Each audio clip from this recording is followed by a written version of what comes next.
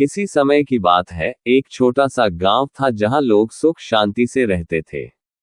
गांव के किनारे एक पुराना वीरान घर खड़ा था जिसे लोग अक्सर भूतिया मानते थे। उस घर के बारे में कई तरह की कहानियां सुनने को मिलती थीं, लेकिन सबसे डरावनी कहानी थी गांव की चुड़ैल की।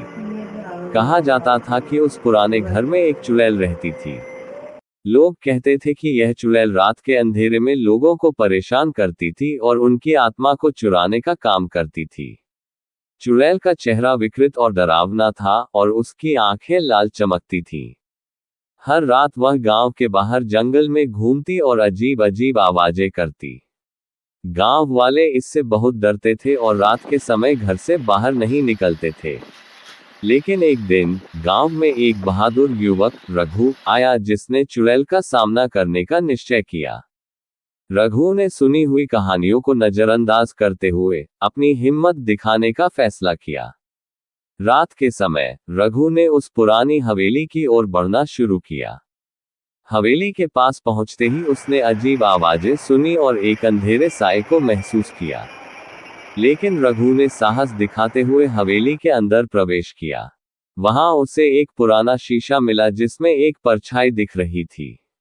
जैसे ही रघु ने शीशे को छुआ, चुड़ैल सामने आई।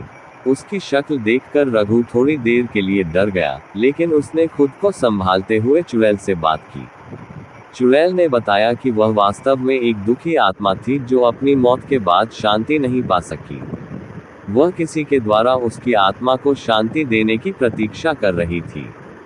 रघु ने चुड़ैल की बातों को सुना और उसे समझाया कि केवल सच्चे दिल से और समझदारी से काम करने पर ही शांति मिल सकती है।